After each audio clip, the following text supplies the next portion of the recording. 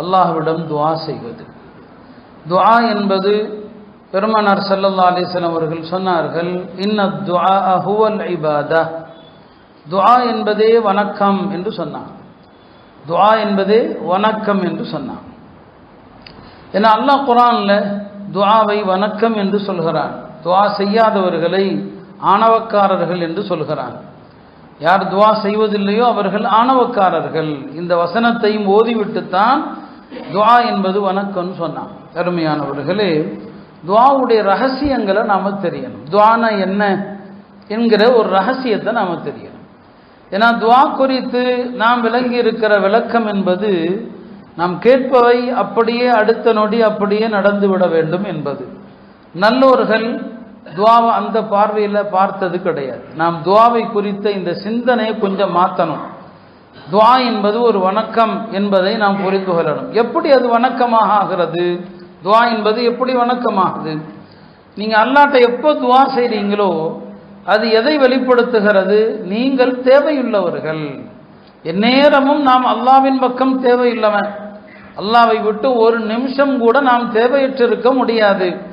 நீங்கள் தேவையுள்ளவர்கள் என்பதை வெளிப்படுத்துவது தான் துஆ. எனவே அது வணக்கம். இரண்டாவது என்ன?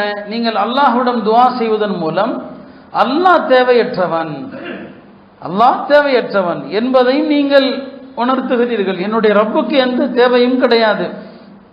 இன்னல்லாஹ ஹுவல் கனி வ அன்துமுல் ஃபுகரா. அவனுக்கு எந்த தேவையும் இல்லை, நீங்கள் தேவையுடையவர்கள். அப்போ துஆ செய்கிற அடியான் என் ரப்புக்கு எந்த தேவையும் இல்லை. அப்போ இது வணக்கம் தான். இது மூன்றாவது என்ன? நீங்கள் துஆ செய்வதன் மூலம் நான் என்னுடைய ரப்பின் மீதான ஏகத்துவ நம்பிக்கையின் உறுதியில் இருக்கிறேன். நான் அவனை தவிர யாரிடமும் கவனம் செலுத்த மாட்டேன். அவனை தவிர யாரின் பக்கமும் என் கவனம் திரும்பாது. எனவே துஆ செய்கிற அடியான் தன்னுடைய ஏகத்துவ நம்பிக்கையை மிக அழுத்தமாக உறுதியாக பதிவு செய்கிறான். அல்லாஹ்வை தவிர என் கவனம் யாரிடத்திலும் செல்லாது என்பது. நாலாவது என்ன? நீங்கள் துஆ செய்கிற போது ரப்புக்கு எல்லாவற்றையும் தருகிற ஆற்றல் இருக்கிறதுன்னு நம்புறீங்க இல்லையா? உலகத்தில் உள்ள கோடான கோடி மக்களுடைய சத்தங்கள், எந்த சத்தமும் அல்லாஹ்வை இன்னொரு சத்தத்திலிருந்து திருப்பாது.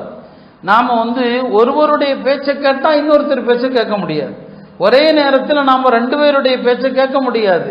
ஆனால் உலகத்தில் உள்ள அத்தனை பேருடைய குரலும் ஒரே நேரத்தில் அவனுக்கு சமந்தான். இவருடைய குரலை கேட்கறதுனால அவருடைய குரலை கேட்பது அவனுக்கு தடையல்ல. அப்போ அவன் ஆற்றல் மிக்கவன். அத்தனை பேருடைய குரலையும் ஒரே நேரத்தில் யாதொரு